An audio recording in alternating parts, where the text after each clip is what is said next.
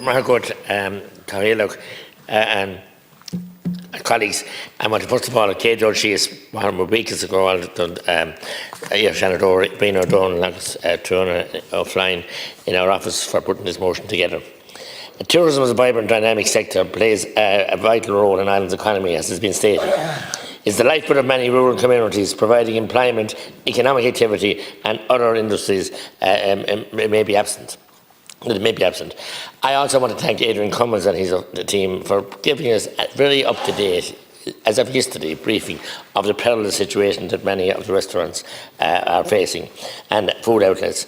However, recent changes in government policy and global events have put this vital industry under unprecedented strain. In 2011 to 2018, and again from 2020 to 23, the hospitality and tourism sector enjoyed a reduced 9% VAT rate. However, in September 2023, the government restored that rate to 13.5%. The decision has had significant impact on the sector, particularly food-related businesses, which have seen insolvencies more than double in the first 3 months of the year. Minister, how much more clear evidence do you want? Talk to the revenue, they'll tell you. And they're not being very lenient or flexible with people either. The hospitality sector is broad, encompassing businesses like hotels, bars, pubs, canteens, hairdressers, barbers, catering operators, hostels, bed and breakfast, caravan parks, self-catering accommodation and guest houses. And what we all enjoy now in many places, scenic views in the V between Tipperary and Waterford, people who come along now with their mobile cafe units, very high standard, and serving people in those remote areas, and many towns that sprung up as well. Before the COVID-19 pandemic in 2019, hospitality and tourism, one of Ireland's largest indigenous sectors, generated over 9 billion for the economy and employed an estimated 284,000 workers across 16 tourism-related businesses, and that wasn't small chicken feed. However, the COVID-19 pandemic and enforced lockdowns have severely impacted this entire sector. As of Q3 of 2022, the latest data show a total of 246,000 people employed in the tourism sector and 170,000 in the hospitality and food services sector. The hospitality and tourism sector significantly contributes to the state's finances, both directly through employment and indirectly through income tax and VAT. And you fail to see that in the figure that's peddled out this morning by you, Minister, and your senior minister also, about the cost of this request that we have here today. It's a timely request and it's a begging belt, as Deputy Healy-Rae and others have said. It's begging because these people are clinging on with their fingertips.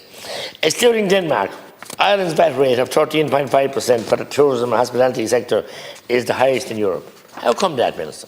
Why are we at the highest or almost highest in everything? Whether it be fuel charges, whether it be transport costs, no matter what we have. And your government then, and your leader, incumbent leader, who's now to retire, and we wish him well, of course, on behalf of our group, piled on the carbon tax on top of people as well. The government's reliance on the accommodation sector to provide temporary accommodation for Ukrainian refugees and asylum seekers has significantly reduced the availability of tourist accommodation and increased prices. And that's evident. And with the last 2 years, you're blindfolded, taking over accommodation sectors. I stay in the wonderful, some of my colleagues in the wonderful Martello. You visited there one time with me, Minister, in Bray. After declaring interest, cousins of mine own it, but they're the only hotel now left in Bray. All the others have gone to asylum and refugee centres. A person and junior infants would know that's going to have a massive impact on football and spend, and it has. And we were there last night, I couldn't believe it. The place was like someplace out in the middle of the countryside of a wet Tuesday night, and last night wasn't wet. I couldn't believe it, the lack of football. And it's obvious that the damage has been done there, and you continue to do it.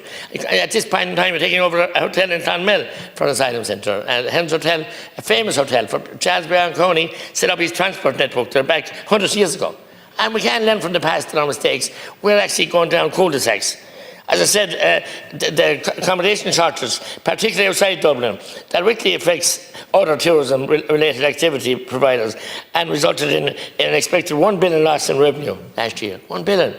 So you're talking about 700 million, I said, that it might cost for this, but at least we saved them. And in closed business, a business like Dunta is of no use to anybody. A place that's closed is just becoming derelict and lowers the activity in the whole of the town or village. The government must promptly reduce the VAT rate for the entire tourism and hospitality sector to 9%, considering the imminent summer tourism season and the sector's financial strains. And the Revenue Minister, we cannot wait to the budget, whether you bring it in October or bring it forward early, for electoral purposes, as all you seem to worry about. They cannot wait. Week by week, dozens of businesses are closing. Week by week. You know that. Small business is the backbone of the economy. As I said, furthermore, the governments should consider sharing VAT rates across the country in the hospitality and tourism sector to promote a regional balance, and including the introduction of a new radically reduced 5% VAT rate for areas outside Dublin.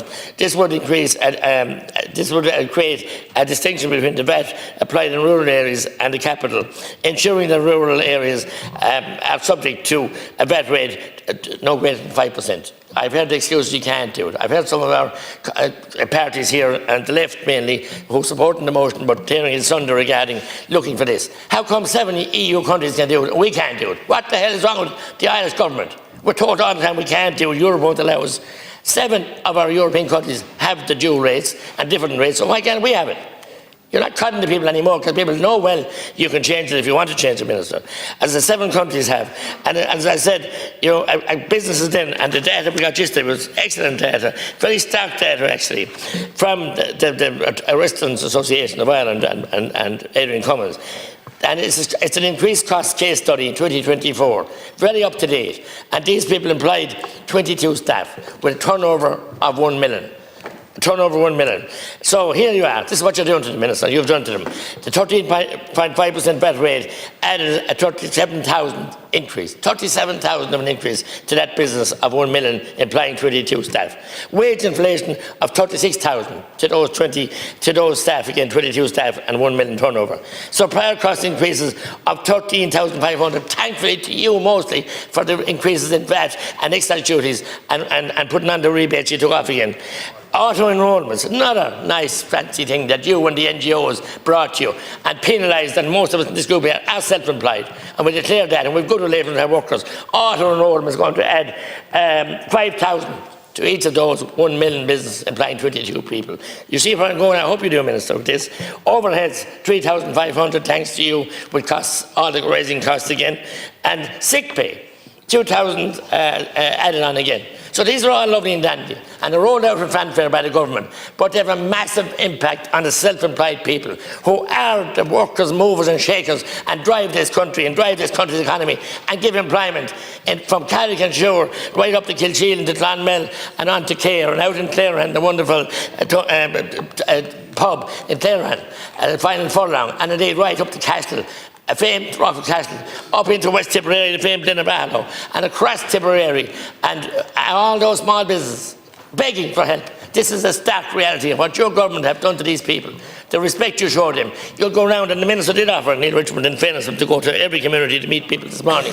He'll be busy, but if he doesn't go soon, he won't meet many, because they'll be Imaha, Doonta, Finita, gone.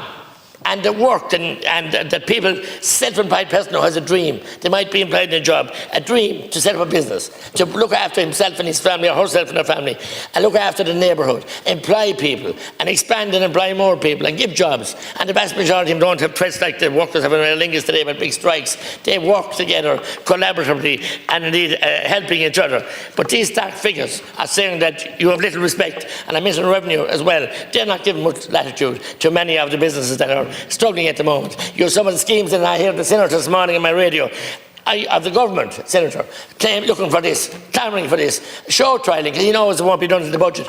They can't wait to the budget. The budget is too late for so many of these businesses. They just cannot wait, or will not wait, and they'd love to wait, but they can't. They have their savings expended. Their mental health and physical health is suffering, trying to manage with limited staff, and they're getting very much cooperation from their staff who support them, who understand their struggles. The Natalie Curla Céile is the old Irish proverb. So I'm asking you to think of the Natalie Curla Céile and look after the businesses, because they in turn will pour in a billion into your coffers. So it's short-sighted to say it costs so much at this point in time. This has worked in the past. It has worked, as I said, back in 11 to 18 and worked again after the pandemic. The low rate of VAT has worked and it has paid dividends. Okay, some rogue people and big business didn't pass it on maybe, but they can be weeded out. We know who they are. But the ordinary people, the ordinary spirit of the Gael, of G.J. Kickham, the spirit of the village, must prevail in this country. Are you going to extinguish that spirit? You're going to extinguish those small businesses, and then we'll be a far poorer place, because the digitals and the Googles and all the big data centres, they're not interested in small rural communities. They're not interested in rural Ireland and the fabric of rural Ireland, our culture, our heritage, our duties. They're not. I pray and beg you to do something with this back. Thank you. Thank you very much, Deputy McGrath. Now, motion regarding hospitality and tourism sector. The question is that the motion be agreed to. So the motion agreed. The government are doing this for the last 18 months. It's political. They're not accepting the motion. But yet they're... the motion is agreed. No, it's not agreed, because they're accepting the motion. And then they talk against it, so it's not agreed.